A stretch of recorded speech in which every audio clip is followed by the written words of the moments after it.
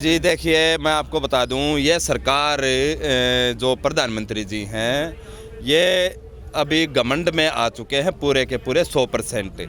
और अपने साथ में ये भारत के प्रधानमंत्री कहना मेरे को सही नहीं लगता अपने मुंह से कि ये भारत के प्रधानमंत्री हैं। वाकई में ये अगर इनको सही संबोधित किया जाए, मैं सैनिक हूँ, तो मैं इनको अली बाबा 40 चोर का नाम दूंगा, क्योंकि इसके नीचे जितने भी लोग सांसद बैठे हैं, मंत्री बैठे हैं, मिनिस्टर बैठे हैं, वो सारे के सारे भ्रष्टाचारी, बलात्कारी, रंडीबाज, जितना मतलब इनको डाउन से डाउन नाम लिया जाए, ये सारे वो हैं। एकदम ये चंबल घाटी के डाकू संसद में पहुंच चुके हैं और ये जनता का शोषण करेंगे और कर रहे हैं। जय हिंद।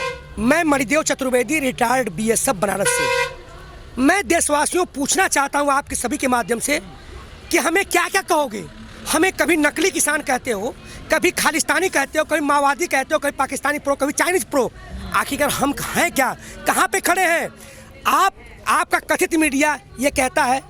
मैं मोदी से पूछना चाहता हूं कि आप जो कथित मीडिया ने हमें इन नामों से नवाजा, किसी एजेंसी ने कहा, सुप्रीम कोर्ट ने क्लियर कर दिया था यही असली किसान है और यही, कोई यहाँ एजेंडा नहीं चल रहा है इनसे बात के, इनके बात के ऊपर ही 1.5 साल के बिल होल्ड किया गया था। तो मैं पूछना चाहता हूँ मोदी जी, क्या आपको, मैं नाम देना चाहता हूँ, परजीवी मीडिया आपको नहीं दिखता? मैं पूछना चाहता हूँ उन बॉलीवुड से जो उनको ये दिखा कि यहाँ पे जो रेहाना ने ट्वीट किया। मैं पूछना चाहता हूँ कि जब यहाँ पे किसान मर रहे थे वो आपको नहीं दिखा? मैं मोदी से पूछना चाहता हूँ कि पुलवामा में जो वीर गति को प्राप्त हुए उन विधवाओं के आंसू दिखे आपको? आपने कहा था शहीद का दर्जा दूंगा, आपने दिया? वो नहीं दिखा आपको। मैं कहता हूँ ये सरकार ही पूरी परजीवी सरकार है। मैं पूछना चाहता हूँ कि आप आरएसएस के सदस्य हैं, तो ऐसे लाखों से वीडियो मिल जाएंगे जिसमें कहा जाता है कि आरएसएस एक देशद्रोही संस्था है, कभी उस पर तिरंगा नहीं लहराया गया। लेकिन मैं नहीं कहता, मेरा प्रमाण नहीं है। आखिरकार आप कौन होते हैं प्रमाण पत्र देने वाले? क्या आप इस देश के सुप्रीम कोर्ट हैं? क्या आप इस देश की एजेंसी हैं? कैसे आपने कह दिया? आपने तो यहाँ तक कह दिया कि ये लोग कोरोना काल में घर में बैठे थे, खीज से भरे हुए हैं और अपनी खीज निकालने के लिए आंदोलन बैठे हुए। मैं पूछना चाहता हूँ, जब आपकी 2 सीट थी तो आपने कांग्रेस सत्ता में क्या किया? उसी आंदोलन में जाके बैठते थे। आप परजीवी सरकार है, आप परजीवी हैं, आपकी मीडिया परजीवी है। ये नहीं है आप, ये भारतीय लोकतंत्र अब तय करेगा, क्योंकि आप देश बचाने की बात नहीं, अपने पार्टी बचाने की बात कर रहे हैं। पार्टी नहीं, कुछ कथित लोगों की बात कर रहे हैं। मैं पूछना चाहता हूं, अर्नब गोस्वामी का वो चैट नहीं दिखा? मैं पूछना चाहता हूं, जिस प्रकार से हमारे यहाँ पे लाइटें, हमारी पानी, हमारी बिजली, हमारे शौचालय, नेट बंद कर दिया गया, वो आपको नहीं दिखा? क्या हमारे मौलिकाधिकारों को हनन नहीं हुआ? आपको क्या दिखता है? रंगीन चश्मे से क्या देख रहे हैं? कब तक आपकी आंखों पे कारपोरेट घराने का, अडानी अंबानी का चश्मा चढ़ा रहेगा और ये भारतीय जनता उतार के रहेगी।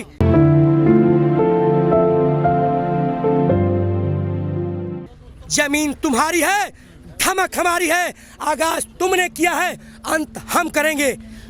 हम फूल भी हुए हैं, खुशबू समंदर भी हुए हैं, और जब दुनिया ने सताया तो पत्थर भी हुए हैं।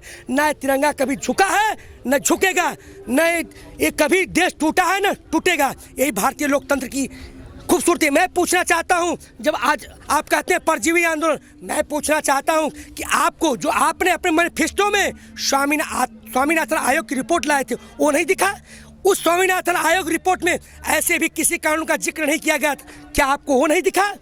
तो आप कहते हैं कि भरोसा रखिए। मैं पूछना चाहता हूं, आप होते कौन हो? ये देश भरोसा से चलता है कि कानून से, कि संविधान से चलता है? कैसा भरोसा, कौन सा भरोसा? मैं पूछना चाहता हूं, आपने पुलवामा में कहा था शहीद दिया, आपने 2 करोड़ लोगों को रोजगार दिया, आपने कहा था कि नोटबंदी की भ्रष्टाचार खत्म होगा, हुआ? आपने कहा था बीएसएफ, सीआरपी, आईटीबीपी, सीआईएसएफ और असम राइफल्स, आप लोग नेशनल पेंशन स्कीम ले लो, उसमें क्या हुआ? हमें आज 600 रुपये आपके उनको मिलते हैं। क्या यही आपका भरोसा है? भरोसे पे नहीं, कानून से चलता है, और कानून की किताब ये भारतीय संसद जो असली बैठी हुई है वो लिखेगी। मत दफनाओ मेरी लाश को, मुझे उम्मीद है उनके आने की, हटा दो कफन मेरे चेहरे से, मुझे आदत है मुस्कुराने की। अरे आपने तो कहा था नकली किसान, आपने कहा था माओवादी, आपने कहा था कि इंच भर पीछे नहीं हटेंगे। आपने क्या किया? 16 संशोधन कर डाले। मैं पूछना चाहता हूं क्यों किया, क्या काला कानून नहीं था? और कर लीजिए। मैं पूछना चाहता हूं कि आप कह रहे हैं कि हम 1.5 साल के लिए होल्ड कर लीजिए, हमारे पर गिड़गिड़ा रहे हैं। अरे आप तो साष्टांग दंडवत करने वाले हो। ये लोकतंत्र कभी झुका है ना झुकेगा। हमने 65 जीता, मैं सुरक्षाकर्मी 65 जीता, 71 जीता, करगिल जीता, ये भी जीत के दिखाएंगे। आप इंडियन तिब्बत बॉर्डर पुलिस को, जबकि चाइना बॉर्डर पर होनी चाहिए, आप यहाँ रहते, गलवान जैसी घटना घट जाती है और न्यूज़ में इस 450 घरों की बात हो, उसकी जांच नहीं करवाते। आप यहाँ पे ITBP के रखे हुए हैं। मैं पूछना चाहता हूँ, बॉर्डर सिक्योरिटी फोर्स, इन किसानों को आपने किलेबंदी में डाला है। जो बॉर्डर सिक्योरिटी फोर्स आज देश पे सीमा पर रहनी चाहिए, आज यहाँ है, वहाँ सुरंगें खुद जाती हैं। CISF को औद्योगिक फैक्ट्रियों की सुरक्षा करना चाहिए, आपने यहाँ लगा दिया। क्या होगा? आपको दिल्ली पुलिस, RAF और CRPF को दिल्ली में रहना चाहिए, वहाँ पे बम फट जाते हैं।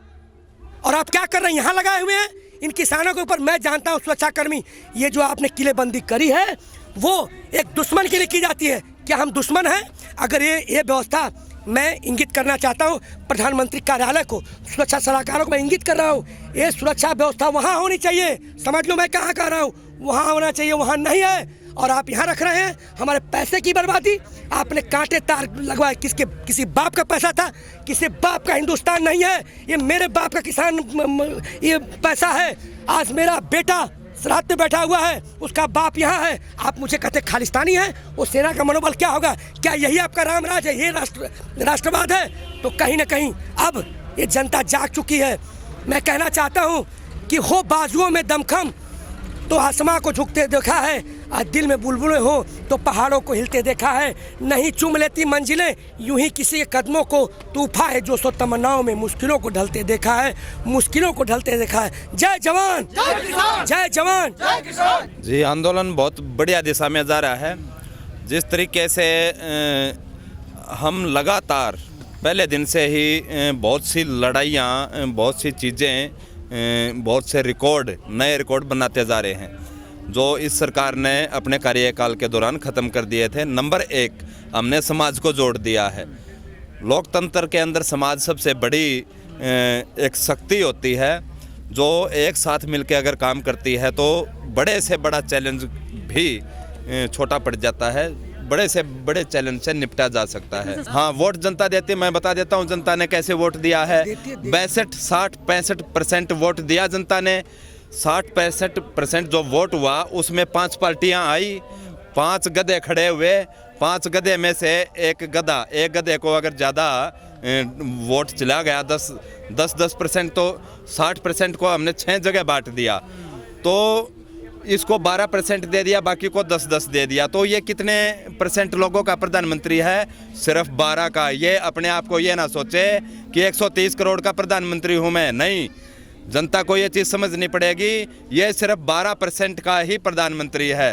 12% कौन लोग हैं? 12% में कारपोरेट मीडिया और इसके जो चमचे हैं, इसके 2000 से ज़्यादा जो संगठन हैं, कोई ABVP, कोई बजरंग दल, कोई RSS, ऐसे कोई नमो संघ, ये ऐसे 2000 संगठनों और चला रखे इन्होंने, जो सारे के सारे इस BJP को वोट करते हैं। तो ये 12% है टोटल। इस शक में ना रहे मोदी जी कि भाई पूरे देश की जनता, 130 करोड़ जनता आपके साथ में है। आपके साथ में सिर्फ 12% ही लोग हैं। और जिन लोगों के जो आपने वादे किए थे वो लोग यहाँ पे आ रखे हैं, और वो अपनी मांगे जब तक नहीं जाएंगे, जब तक उनकी मांगे पूरी नहीं होती। और आपने जो ये काला कानून ला के देश की रोटी को कारपोरेट के, अडानी अंबानी के घर में तिजोरी में बंद करने का जो आपने प्लान बनाया है ना, ये प्लान आपका किसी भी कीमत के ऊपर सफल नहीं होगा। अभी ये आंदोलन कोई छोटा मोटा आंदोलन नहीं है, ये 196 देशों के अलावा देश के अंदर गांव-गांव, गली-गली तक पहुंच चुका है। जो हमारा काम था वो हमने कर दिया है।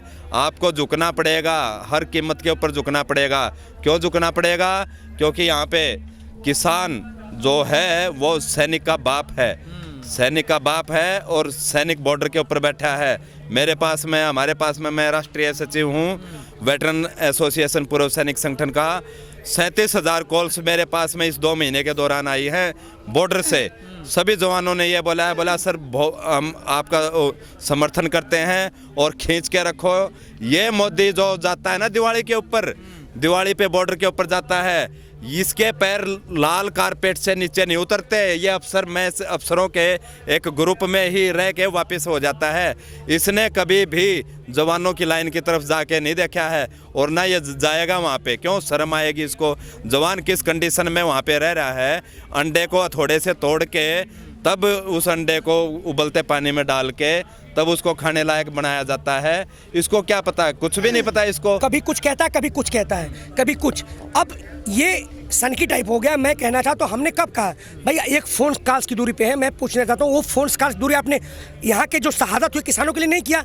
हम तो कह रहे कौन सा फ़ोन कॉल से कहाँ हम बात करेंगे, हम तो पहले बात किया। लेकिन मैं एक और चीज़ कहना चाहता हूँ कि आपने कहते थे, आपने सवाल किया कि 1 इंच पीछे हटेंगे। टिकैत जी ने कल टिकैत जी ने भी कहा कल कि आपने 12 संशोधन कर डाले, अभी और भी संशोधन की बात कर रहे हैं, तो पहले पूरी संशोधन कर लीजिए फिर हम बात करेंगे। संशोधन क्यों? हम तो चाहते जब तक बिल वापसी नहीं, घर वापसी नहीं, जब तक एमएसपी की कानून नहीं बनेगी हम नहीं जाएंगे।